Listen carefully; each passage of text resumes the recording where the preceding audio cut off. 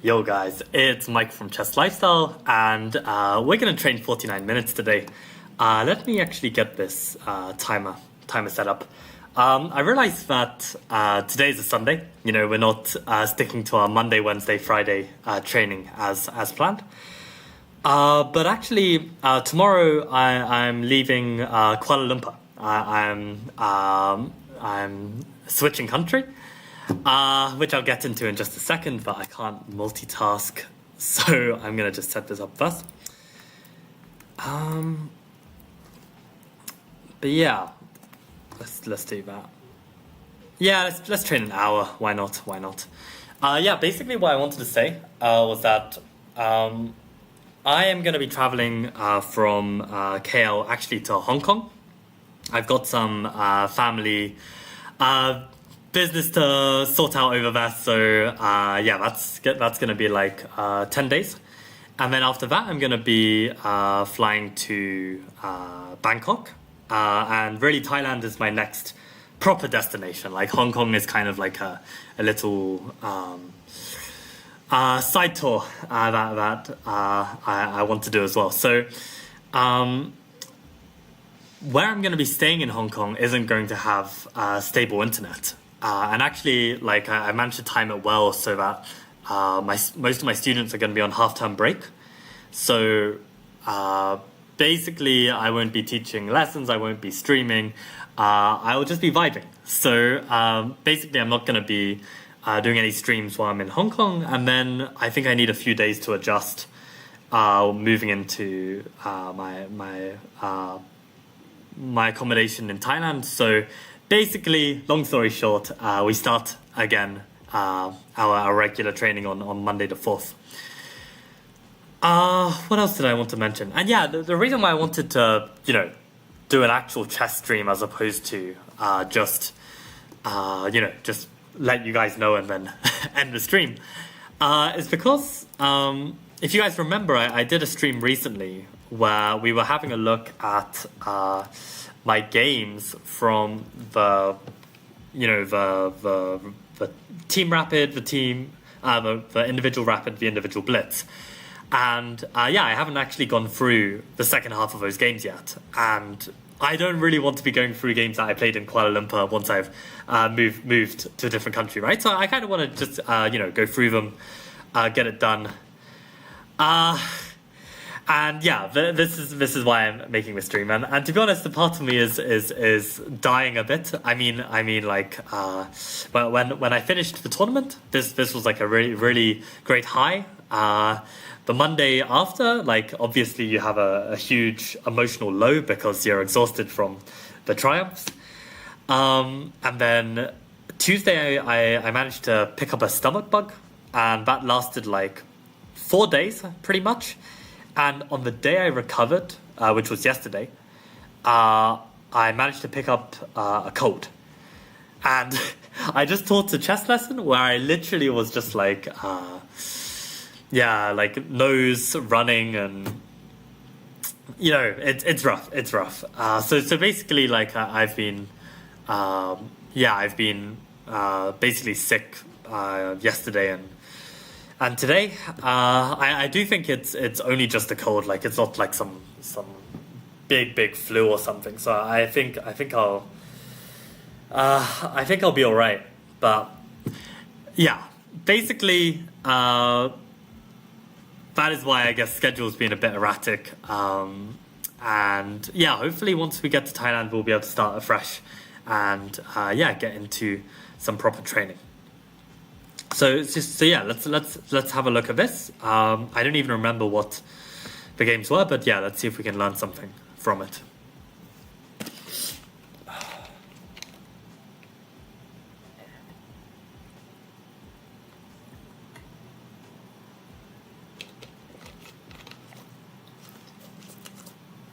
Alright, let's go. So this was a game, in this Averbach Modern, where I thought I got a good position out of the opening, but then I kind of messed it up. Like, I'd be really surprised here if I'm not already better as black, yeah. So already I'm taking over It's kind of like this kind of check Benoni structure, but I've got an extra knight on d4, which has to be an asset, right? And here, I played bishop g4. I'm now wondering if that was actually inaccurate. Maybe I should just go ahead and play f5 already. I have the feeling I didn't play this because maybe I was slightly afraid of my opponent taking, and I take back and my king being weak. Yeah, like knight g5. But I guess I'm in time to play knight f6, and I cover this, right? So actually maybe this is the way to go. Yeah, then f3 makes sense to give the bishop a square. And just castle anyway. Very calm. And I guess I just put my king on h8. Yeah, king h8 looks like a useful move. Okay, cool. So that is that is good to see. That is actually just the right way to go. I decided to play bishop g4. And I thought, I thought in the moment that I didn't want this light squared bishop, or what was my logic? Don't quite remember. Oh yeah, this was just, I realized afterwards that this was probably a bad idea. I mean, I think I wanted too much from this position, right? I wanted to put a knight on g6, clamp down on f4 so they can never push f4. But the problem is they can try and prepare h4 and then play f4 anyway. So it wasn't really a good plan as Engine suggests. So in this position, okay, just knight f6. What if they go like knight e2 and try and prepare f4? Oh, that hangs a pawn, so let's not do that. What about f4 immediately then? Takes.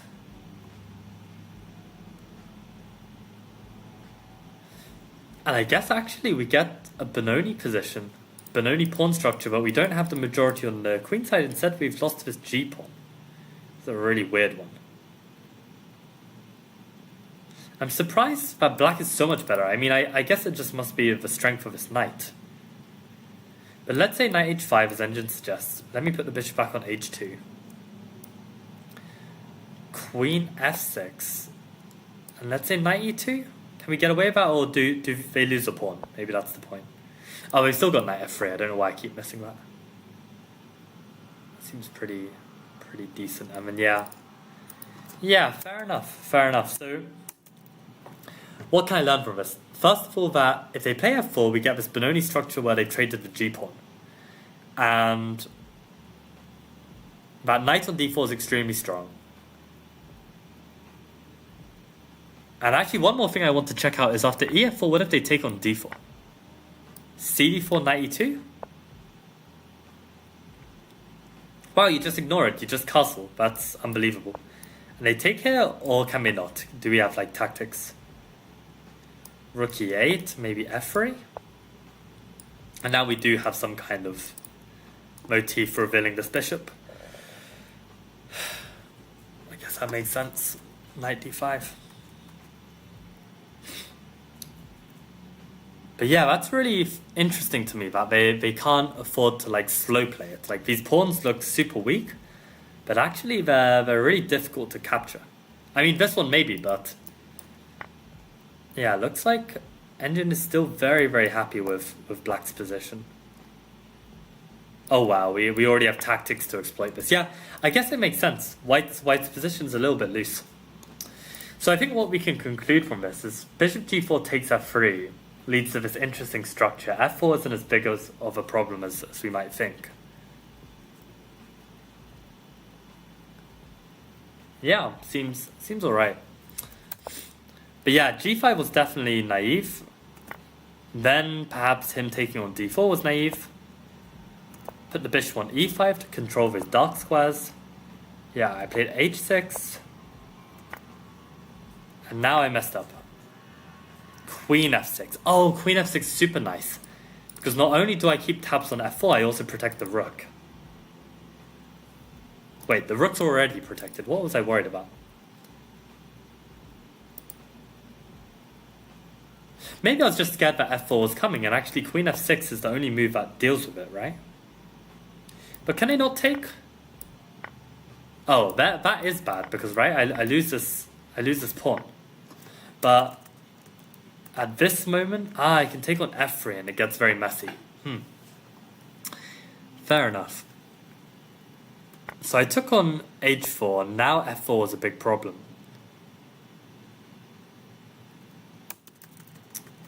So in this position, what if they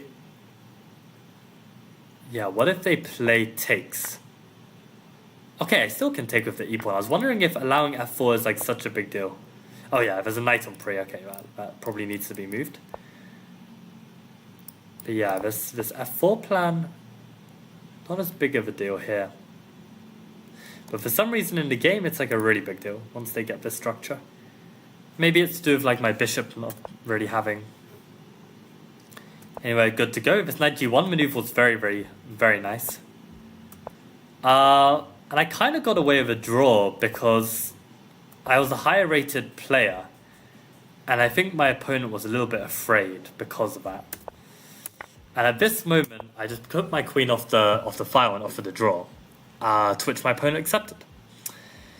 This was like round 2 of the event. So I think, this individual rapid, it was like 7 rounds. And it was split after the first 3 rounds as a lunch break, and then 4 rounds or something. And I was on 2.5 out of 3 going after these first 3 rounds. But yeah, I ended up choking the rest of the event, and I don't remember. I finished on like 4 out of 7 or something.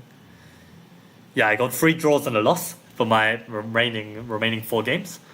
And the draws were good fights, but I just couldn't put my opponents away, or like maybe I was even worse at points.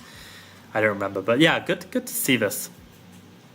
And good to see f5 actually does work out in time. I've got knight f6 here. Yeah, this looks really good for black. What if they play f4? I'm not playing e4, right? Just like in the Sveshnikovs. Yeah, you play knight g4 instead. Looks pretty good. If they take with everything, apparently. I don't want to take with the pawn. I want to keep the pawn on d6, but yeah, maybe bishop takes then. Looks a bit wild, but also looks alright. And looks like we're always castling as well. Yeah, it's good to see. Good to see. Okay, let's take a look at another game. So this one, yeah, individual rapid, interesting move order. Right. Yosef Sara, what's up? How's it going? Have you played any tournaments lately? But yeah, let me see this. So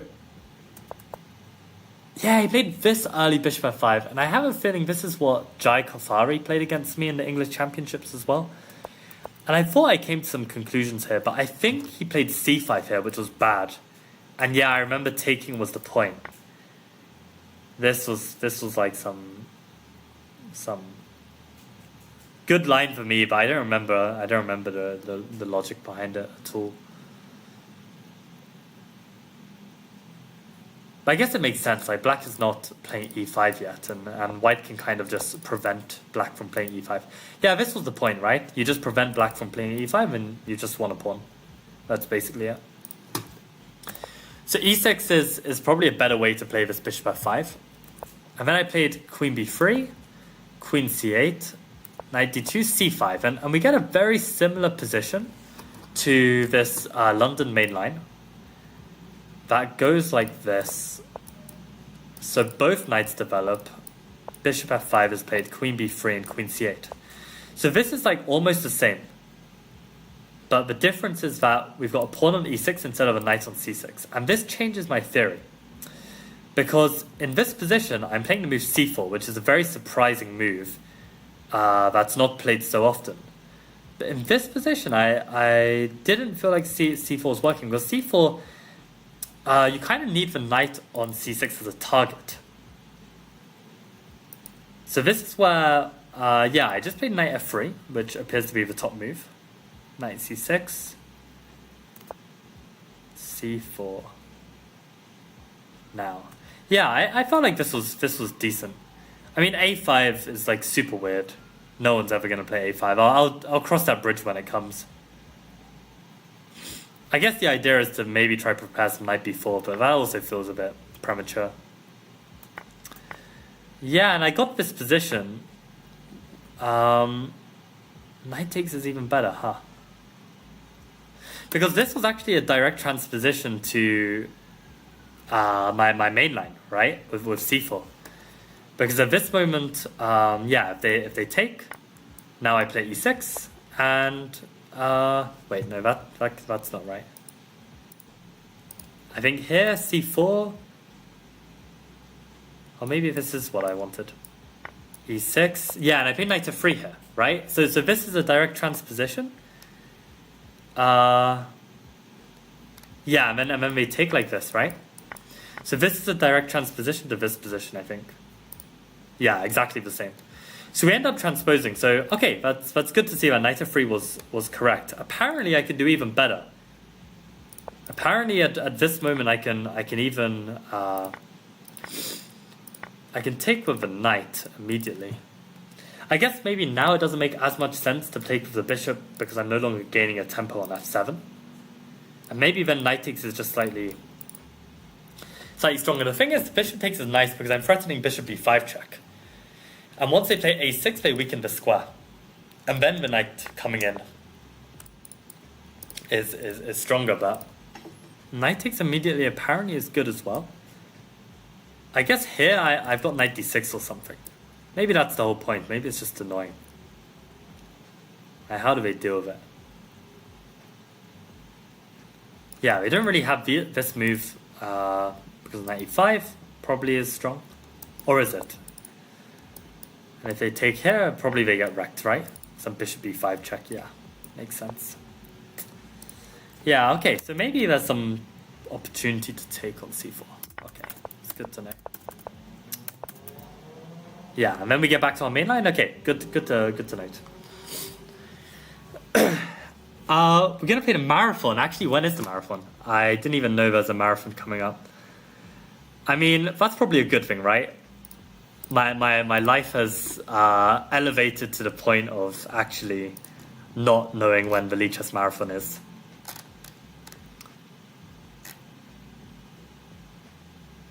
'26th. Oh man, I could probably play this. Ha! Oh boy, am I gonna be a degenerate and play this marathon? Oh, I actually could as well. And is this UTC time control? When does it start? It says 1 a.m. That surely isn't 1 a.m. for me. Like, why would they do Malaysia time, right? Oh man. Oh, it's bullet. Oh, and it's increment bullet as well. So that means you're gonna have people berserking, but when you berserk, you get no. Oh my god, do I actually play this? I actually really like it though, because berserkers are gonna get punished. Most people are gonna be playing 2+1. 2+1 is probably a time control that I excel at. Actually, one of the like objectively best tournaments that I've ever won was a 1+1 bullet tournament where I was like, I don't know, nowhere near the top, and I managed to win it. This was back in university. Like there were like, I don't know, 2,700 online players at the time, which was like a big deal. I managed to win it. So I think like the 2+1 increments actually like a really strong time control for me. You know what? I'll consider it. I'll consider it, Safsara. Very, very tempting. Oh god, that's such a terrible idea. Especially if I play on my main account. I'm even getting tempted to play on my main account. Because I know with like 2,500 bullet, that's definitely a rating I can get back relatively easily.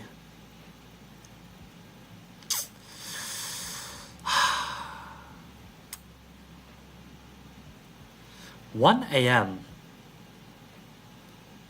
Safsara, can you check what time does it say for you on your computer? Is it also 1 a.m.? Because if it also says 1 a.m., then it must be UTC. Oh, 1 a.m. Malaysia time. I mean, I'll be in Hong Kong at that point, but it is tempting. It is tempting.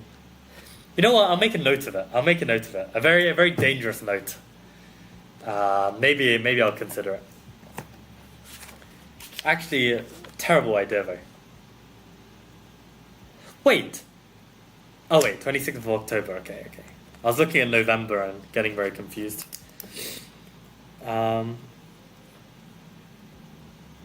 Okay, so I'll put Lichess Marathon.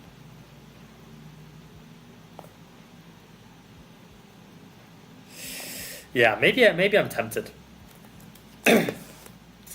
Oh, and stream the whole thing? That would be wild. Oh, it says 1 a.m. for you as well? Okay, so 1 a.m. UTC, so +8, that's like 9 a.m. To be honest, 9 a.m. on a Saturday is not a bad time.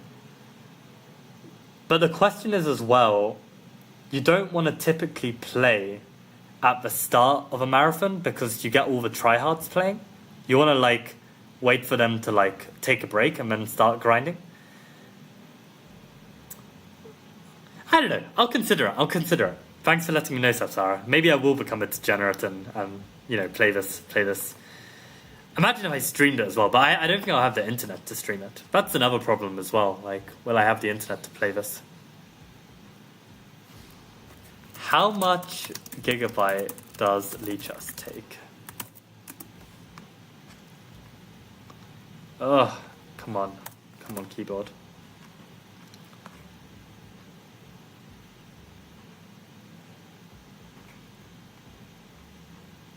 We're gonna have to see. I don't know if I'm gonna have the data to be able to play a marathon. Man, I don't know. We'll see. I guess we'll see. Surely, like, yeah, should be fine. I probably wouldn't be able to stream it, but I don't know. I'll think about it. I'm playing until 4 a.m. Fair enough. I mean, I'm not gonna comment.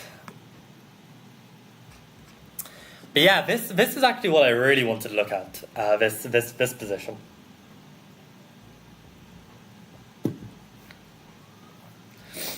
And maybe before I do, because I'm still feeling a bit lazy, have any of you been keeping up with the whole Naroditsky? Is Naroditsky cheating? Kramnik kind of fiasco? Because I don't know why, but I started watching some YouTube videos about it.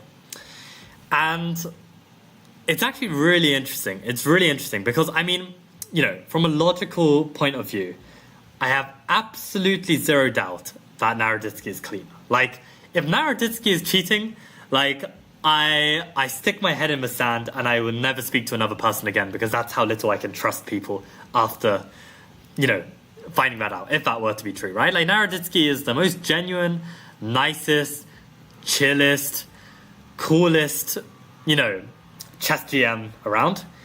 And there's 0% chance that he's cheating, right? But having said that, I mean, like, as much as I hate to, side with Kramnik, and I don't side with him, really. And I mean, I think, like, the way he goes about his, like, kind of, like, witch hunts are really, really problematic, right? Like, I think he's, like, way too, just way too rude, to be honest. And just, like, just suggests things that are kind of damaging, kind of harmful, right?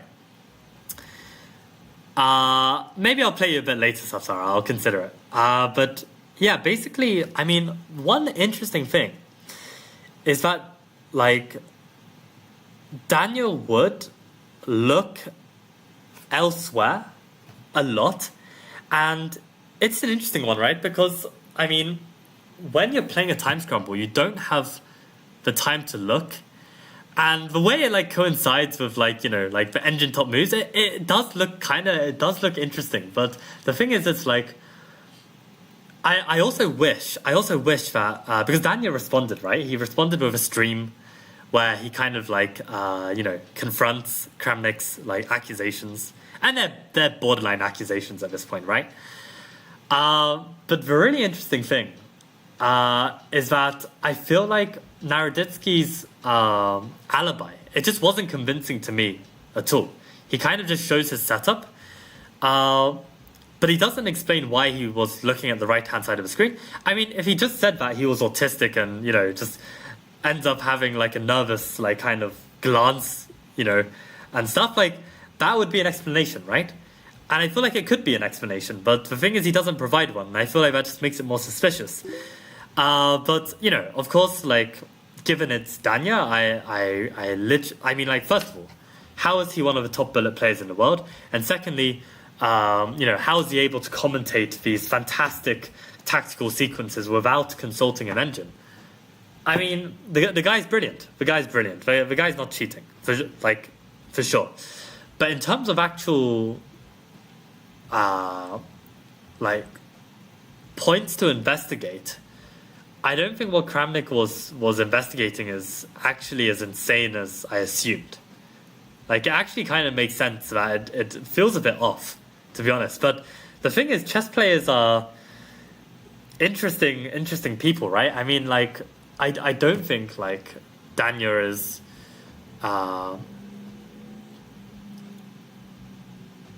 able to necessarily convey every micro movement of his body. I think a lot of it is just subconscious, and he just does it. So I think, to be honest, I think if I could give Naroditsky some advice and turn back time, I probably would have made a reaction video to Kramnik's accusations, do it off stream where I can make sure I can say everything word for word perfect, delete anything that I may have said that I don't want to be in this response video, because by just streaming it and doing it like kind of like half-heartedly almost, I feel like, yeah, Kramnik, has just come back with even more questions, and I don't think it's completely unreasonable for him to come back with more questions. I mean, on one hand, yeah, like no one needs to owe him an answer, right? Like he's coming with so much aggression, like really, if he wasn't a world champion, no one would even give us any attention at all, right? But yeah, I feel like these kind of things, like, if I ever become a bigger chess YouTuber or something, and someone starts like accusing me of like whatnot, like, you're not gonna see me react to it on stream. Like I'm gonna deal with it and try and like give the most reasonable response I can give to, like, I don't know, like shut down any allegations, because I don't want any like misconceptions, right? I feel like that's the best way to deal with these things. But yeah, that's my thoughts on the whole Naroditsky Kramnik thing. But yeah, let's take a look at this position. So this was a position I got. My opponent played King E7, and I decided this was a good moment to trade queens and enter this kind of grind. And actually, Safsara, let me play you in this position. Let's say you save the pawn because you don't miss a tactic. I'll play this 2+1 against you. Let's see if I can grind you out.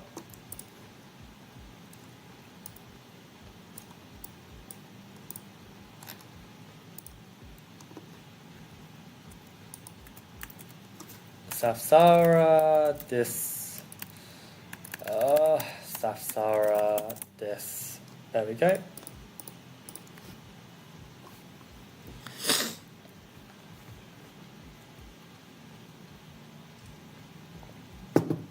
Alright, let's go.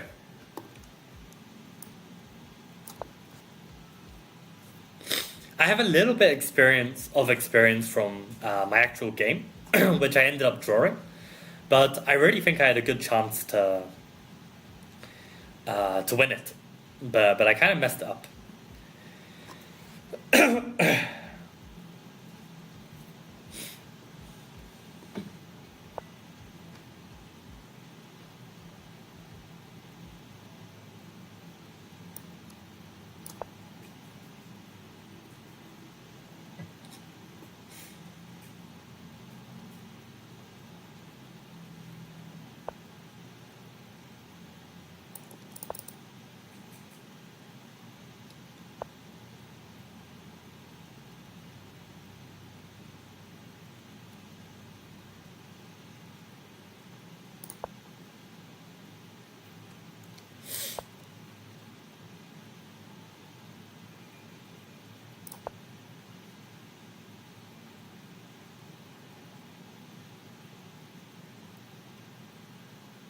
Like, I understand that from an objective point of view, this is definitely drawn. But from an actual practical perspective, the better player should win. Knight endgames are tricky. It's not classical time control. So let's see.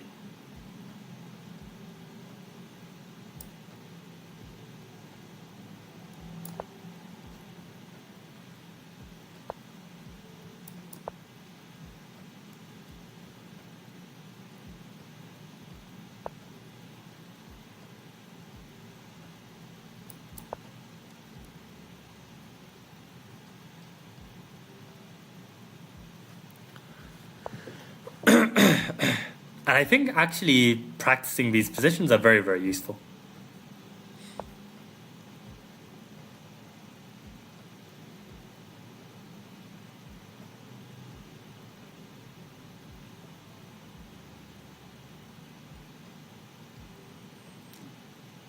Interesting move from Safsara. Go here. Yeah.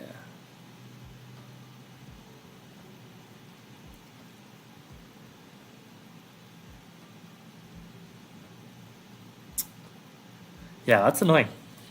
It's very annoying.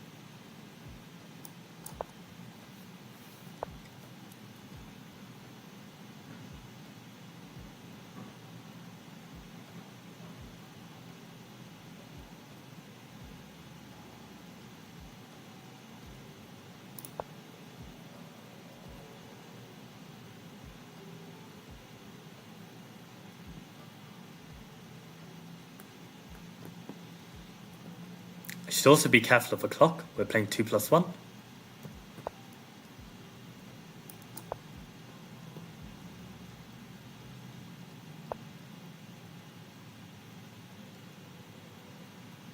Hey, let's try this.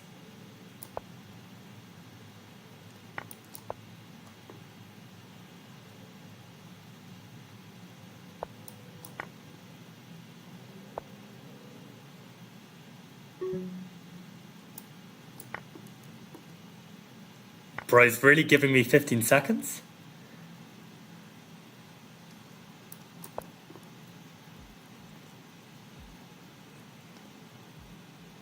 I mean, I'll take it. You can give me more time if you want, Safsara.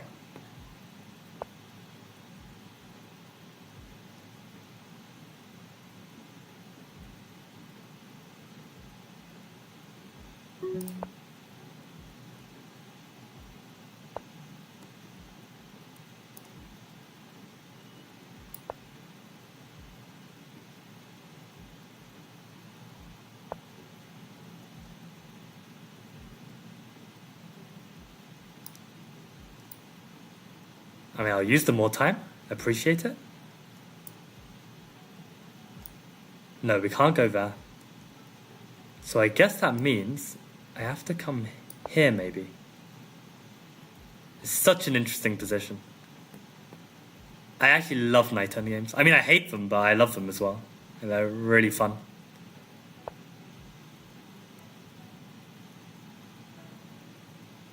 Maybe I go here.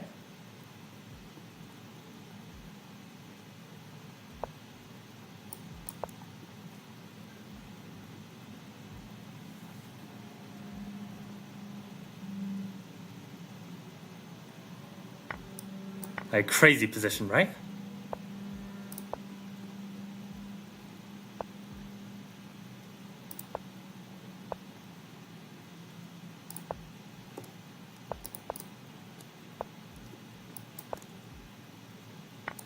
Oh my god, that was a big mistake. Oh, I didn't even see my knight was attacked. Oh, that was really dumb. How did I miss my knight was attacked? That's crazy.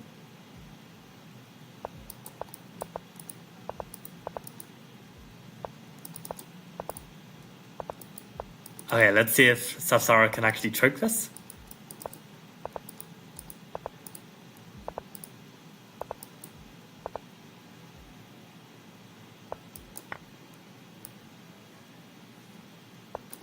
Nice. I mean, I felt like I wanted to take the knight, but maybe it wasn't the right decision. I don't know.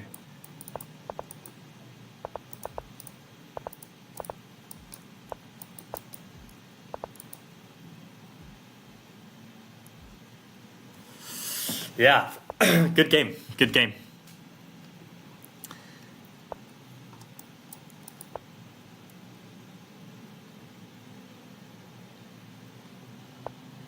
This is a very dodgy technique from Safsara. I mean, I assume he's trolling. I hope he's trolling for his sake.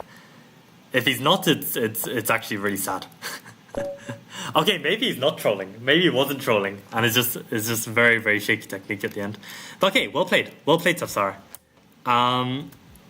The moment where I thought was very interesting was this moment here, where I take on g7, I protect the pawn.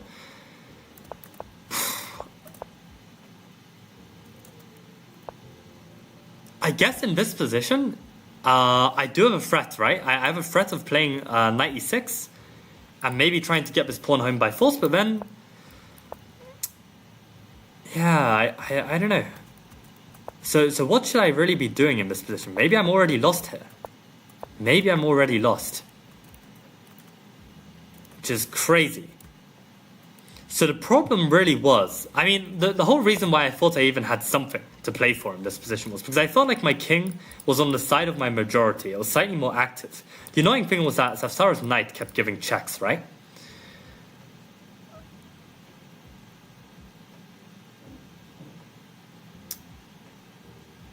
But yeah, somehow this knight d6, knight c4 was really annoying. So maybe actually I need to get my own knight to this square. To do some problems to this pawn structure.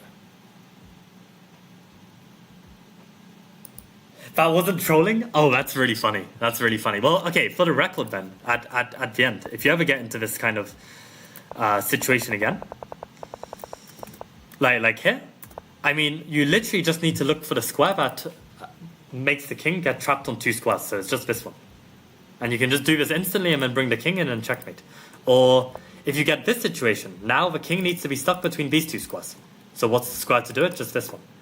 So you just need to look at like how to get the king stuck on the square it's on and the corner square, and then just put the queen on a square that like allows those two squares. That's it. But yeah, so interesting, so interesting. So let's add this to the study. I want to look at this as well. I'm definitely down for a rematch if you're up for it, Safsara. Like once I study this, so yeah, in this position, wow, it even says black is a slight edge here. Okay, and we get this trade, and it really likes c4. Interesting. So c4. So. In the same way, I need to play with f5. Ah, and what that does is if we imagine I play f5, g4, and I fix this pawn, maybe that's a way I can try and, like, win? Or maybe even come this way? Fix the pawn. Very interesting. Huh.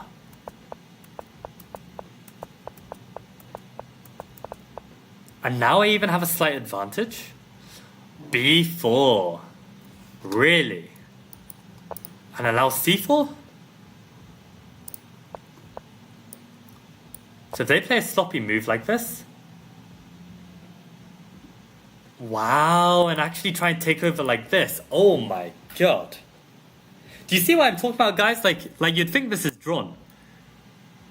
But there's so much play, so many interesting things. I wish I can just become an expert of this kind of position and just crush everyone. It's so cool.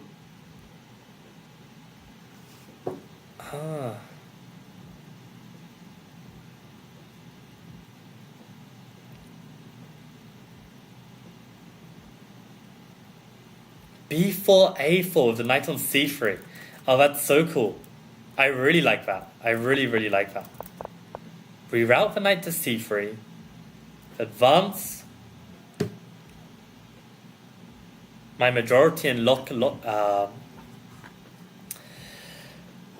what's it called again? Fix their pawns, right? Fix their pawns. It's really interesting. So b4, that's very cool.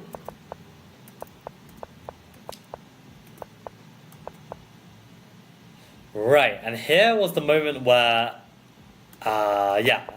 this whole exchange happened. Knight c5, knight a6, king d3, knight c7. I thought knight c7, maybe you go here. Because on this, maybe I have this and pick this up, right? So, oh, and I just go for the sack and enter with my king. Oh, that's such a cool idea. Ah, that's so cool. Yeah, I should realize the strength of this outside pass pawn. And realize if I don't deal with it now, I'm probably going to be in trouble. Or, play knight b4, and bait black into like trying to go make a queen.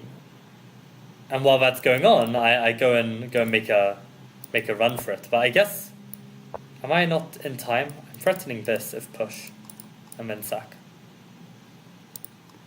But yeah, that's another interesting one. Sack the knight and then go for the kingside pawns. Like that's really good to see as well. So apparently this is still a draw. But yeah, maybe at this moment, going for glory by pushing this pawn is just too ambitious. And I should just go win this pawn.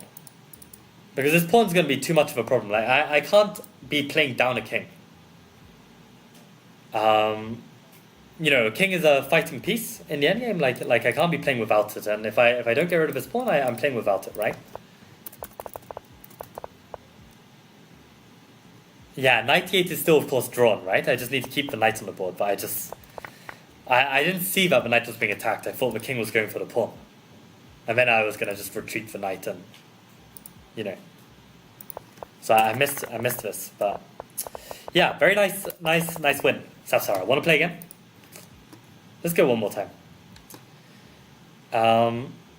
Maybe one thing I'll quickly add is that actually no, we'll look at this later. I mean, this was also very interesting. So, okay, so we had a quick queen trade, knight e5, a6, and we'll go from here again.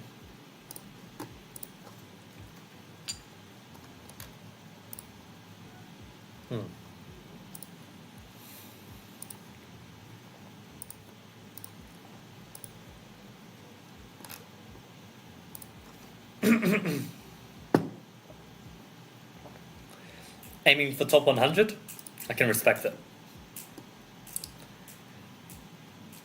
Man, I think that would be my goal as well, which is why I'm like hesitant to do it, because it would really take a lot out of me to do that.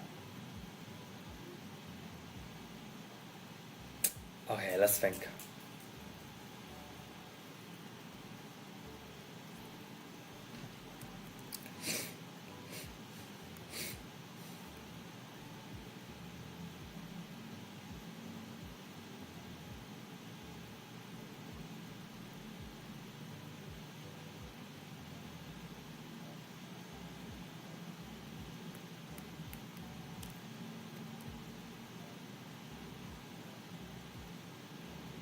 Oh yeah, let's just start the same way.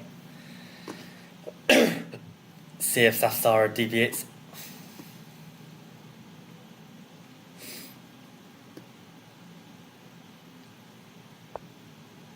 Okay, activates his king this time.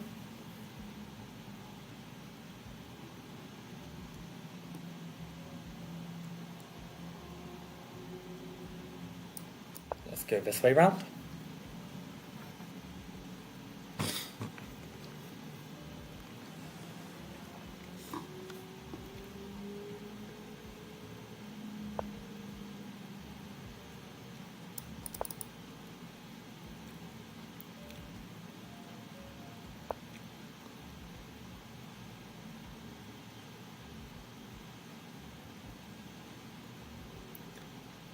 Maybe let's go for b3 this time.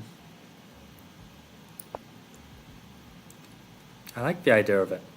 Because I remember c4 trying to take a grip on the queen side was a good plan for black. This feels like a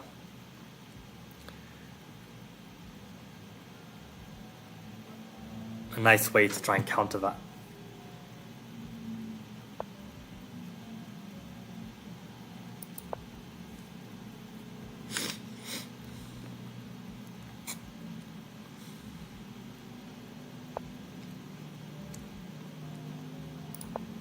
I'm allowing Safsara to charge forward.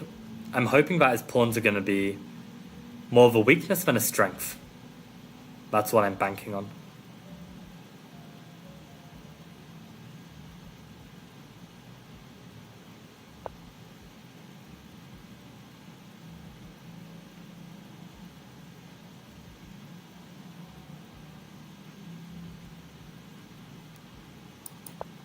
Let's do this.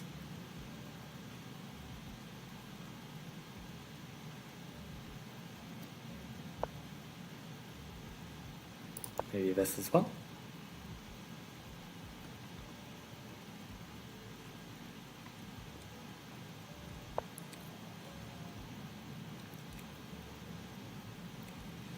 Now, big question here, how to deal with this.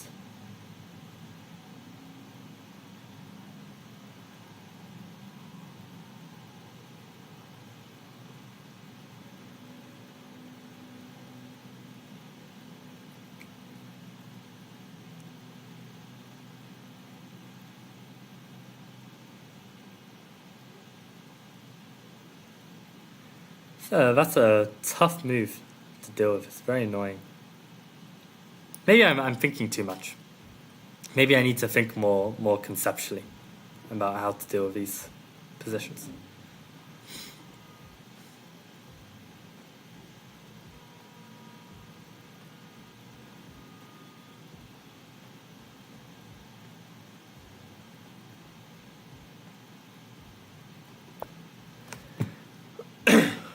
Okay, let's take.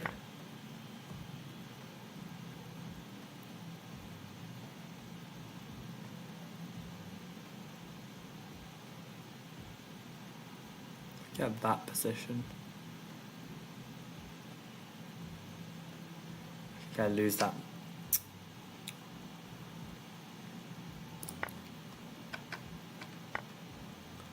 What about this?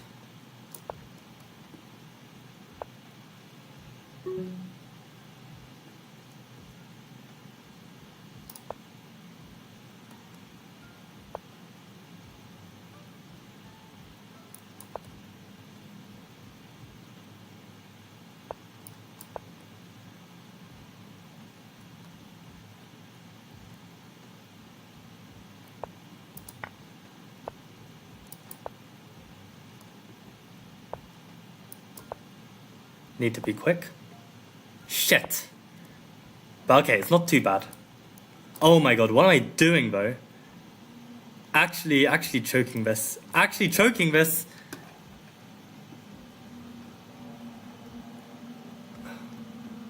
This is crazy.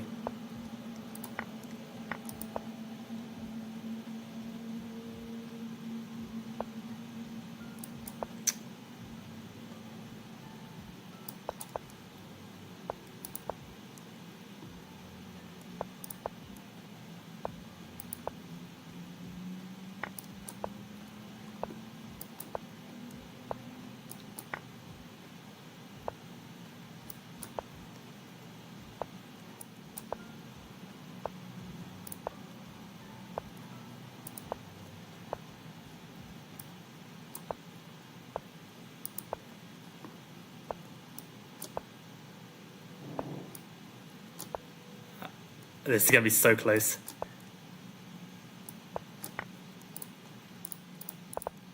No! Oh, why did I pre-move that? You idiot. Ah. Maybe, probably I've got nothing anyway. But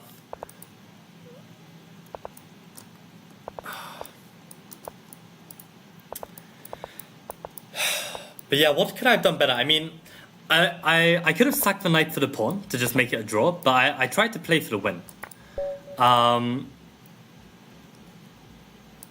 But yeah, again, really good game, Safsara. Like nice attempt at the grind.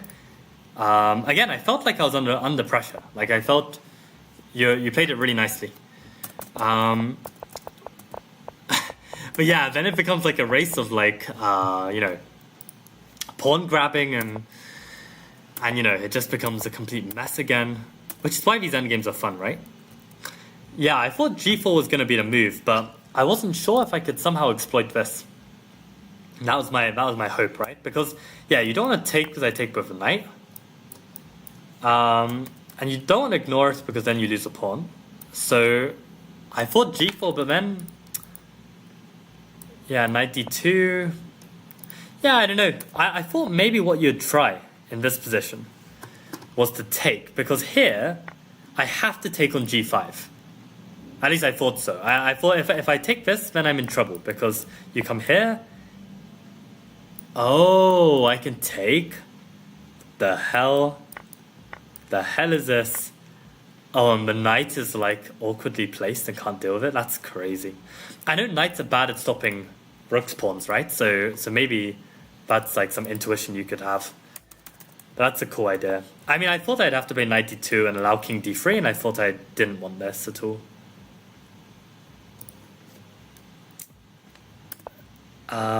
Welcome Mitza. How's it going? How was Amcop yesterday? Knight takes is better. We're basically analyzing an endgame, a knight endgame that I got against Hong. I want to say his name is Hong. We played in the individual blitz and individual rapid. We played twice, but in the second one, the rapid, yeah, we got this endgame. And I've just been sparring with one of the viewers, Safsara, just to get a better feeling of like playing this. And still, both of us make loads of mistakes. It's not easy at all.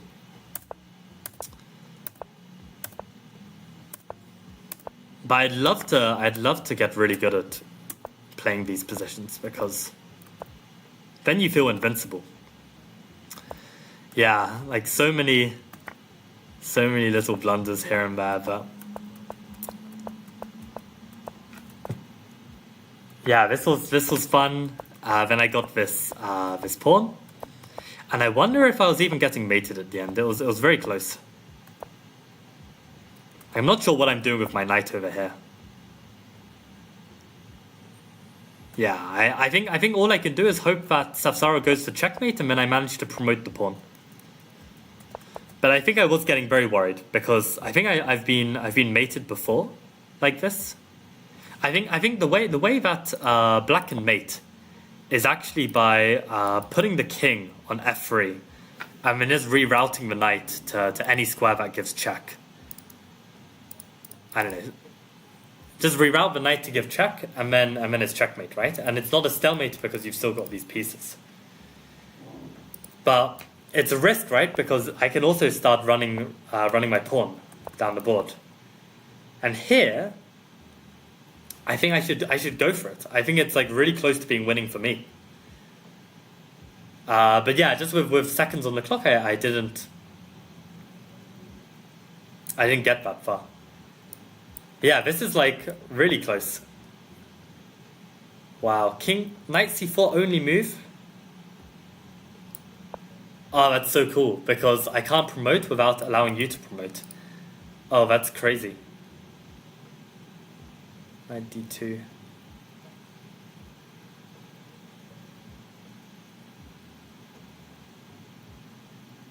Wow. Yeah, what a position. What a position. Yeah, and annoyingly, I just pre-moved this thinking that Safsara would take or something. But no, of course you need to keep the knight on the board. And then I could try make this happen, but it's not going to happen. The knight and king are too active, so it's a draw. Yeah, endgames are my strong point. I mean, definitely in terms of intuition, I think that was nice, for sure. Yeah, let me discuss this final position that I actually reached in the game, and then we can maybe play one more time. But this was actually the position I reached. So I managed to actually use my 4 pawns and get this position, a protected passer. And the thing is, I had 5 minutes on the clock, and my opponent only had 14 seconds. And very, very stupidly, I just played knight f3. And I assumed that the pawn endgame would be a win for me, or at least good winning chances, because I have this passed pawn. But the thing is, I recently had a session with a student about this, and I said to him, basically he played a pawn endgame where he assumed something, and he assumed wrong. And what you can never do in pawn endgames is assume anything. Your intuition in pawn endgames can never be trusted. So you have to always calculate, you have to always play on principles.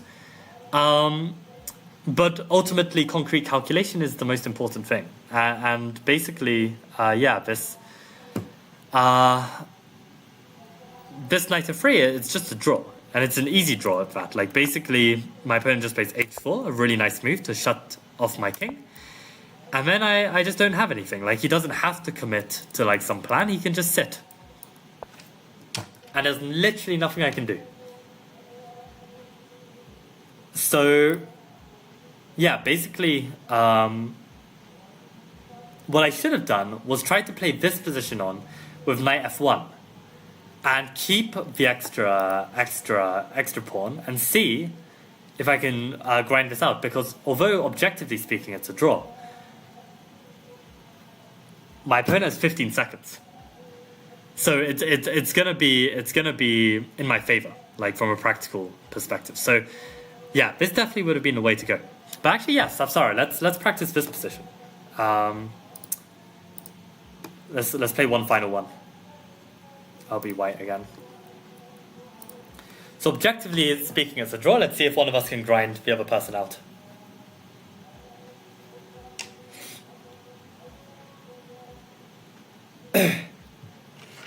To tell Jan to play Blitz and Bullet?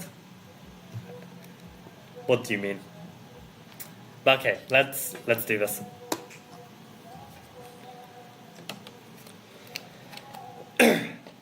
Am I always playing losing side? No, you're playing the equal side or better. The last 2 games, black was slightly better, according to Engine, but it doesn't matter. Like, the positions are equal, and it's just like, can you outplay the opponent?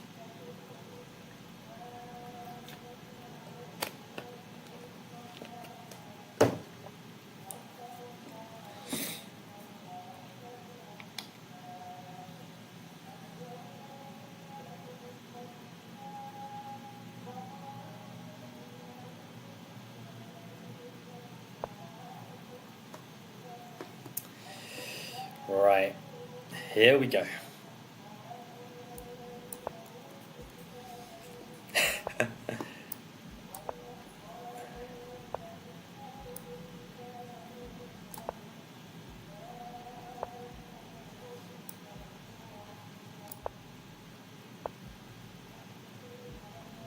Now, the question is, do I go for the win with this idea of mine? Here.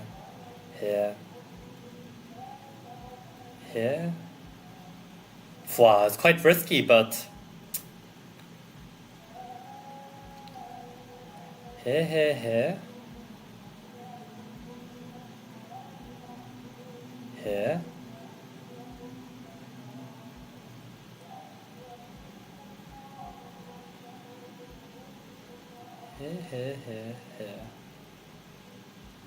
You know what? Let's go for it. I think let's try it.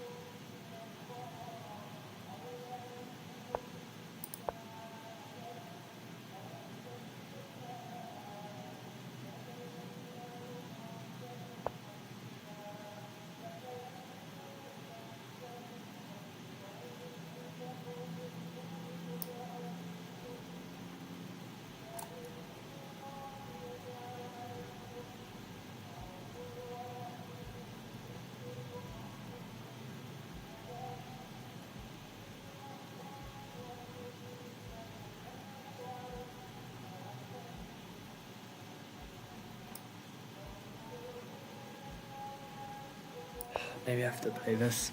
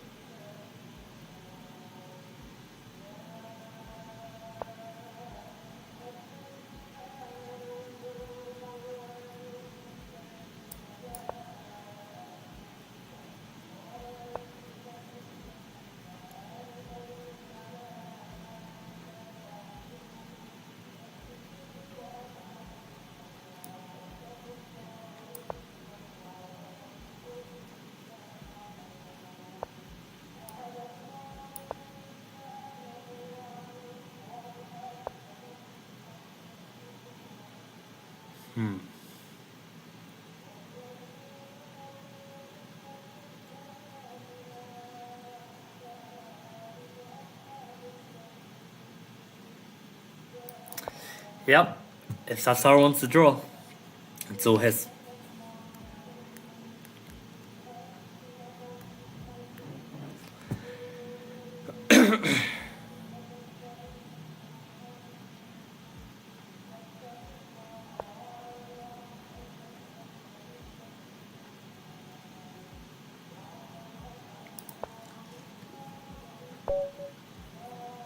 Yeah, I don't know. I don't think I can make any progress. This pawn is too weak. I was wondering if Safsara would try to play for the win and go after this pawn. Maybe it's even winning for him. I don't know. But yeah, again, I feel like probably both of us made some mistakes. Yeah, this knight is actually very, very troublesome. Like hitting this f4. Yeah, and the pawn endgame is always drawn with knight e3. Like, it looks promising, but there's just no way through.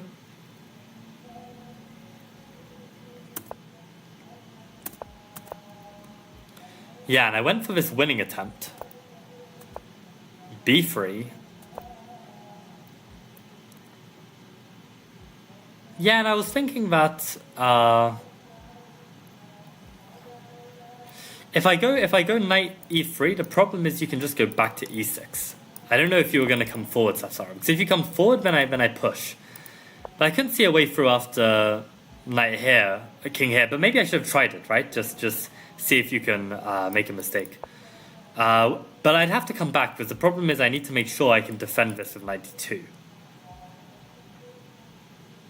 I mean, king d3 is really provocative. I mean, it might even just be bad, because if my king is, if like suddenly c4 makes a break for it, my king is a little bit offside. Yeah. And then now we went back to this whole repetition with this. And I wondered if at this moment maybe you can try knight c2. Yeah, I wasn't sure if you'd be winning this, because the point is I've got knight f3 and I pick up these pawns. I'm a bit slower, but I feel like my pawns are a bit further advanced, so I felt like maybe I even try and win this, but I couldn't I couldn't work it out. Engine, of course, is a draw. But yeah, tricky stuff. I really wish I could just be like an endgame god at this. I mean, we saw one really cool idea in the first game, which was this idea of playing like b4 here. Like, I would never consider this in a game to like allow this. But yeah, kind of makes sense.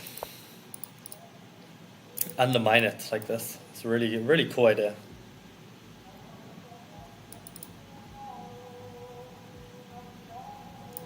Do we actually successfully do that though? Let's say they play like knight c7 or something, right? And we play this a4 plan.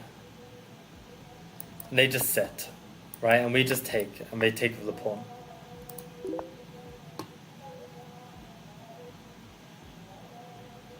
So sorry, your rating's 2300. I'm not going to play you. Why are you only 2300?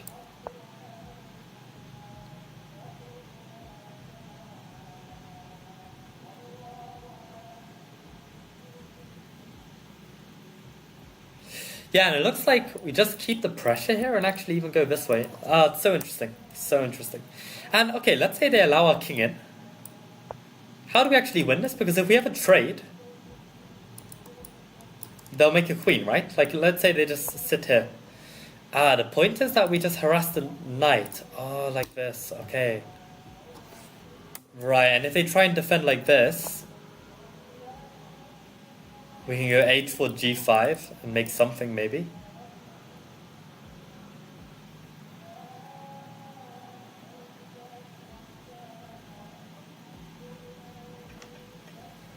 Huh. Maybe h4 is the winning plan. And they're also in a bit of a Zugzwang, right? Like, it's not going to be easy to make a... Yeah, I think we're in a Zugzwang. Ah, that's so cool. Okay, I'll keep this one in mind. So this is in this kind of position. Playing b4. Did I have that chance in the second game? Yeah, here, maybe, but I can't play b4 just yet. There's a knight as well. Yeah, knight needs to try and be removed. So I can play b4. Super interesting. So that's why maybe e4 is actually a very useful move. I was always a bit afraid of like the knight coming into f4 being annoying. Oh, and they can't take because of this? Is the knight getting trapped or something? King e6, king g2. Oh, knight g5. Oh, that's so clever. Oh man, these endgames are so tricky, so tricky. It's so cool though.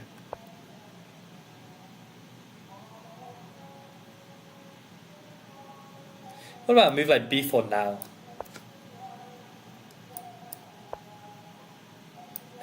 Knight c4. Yeah, but the difference is the knight's not on c3, so you can't play b4. Okay, I think I understand this. I think I get this. Yeah, very interesting, very interesting. Well, I'm super glad to have played some of these endgame grinds out with you, Safsara. And I hope you guys found that interesting as well. I have a flight to catch tomorrow. I'm going to pack my stuff. I'm going to rest up as well. I've got one more chess lesson to teach. And the kid I'm teaching, he's like super strong. So I'm going to get wrecked given I'm sick. And also, well, given I'm sick, I mean, if I wasn't sick, then I think I'd be all right. But yeah, I need to, be on good form for the lesson. And I think I'm going to call it a day. Yes. So sorry, I will check your Lichess messages after the stream. Welcome, Arjun, to the stream. We've just had some very interesting grinds and explorations in this knight endgame, which is a very typical knight endgame I can get from one of my lines in my c3 Venom. So practicing this endgame is like a really good way to just understand it better and improve at it.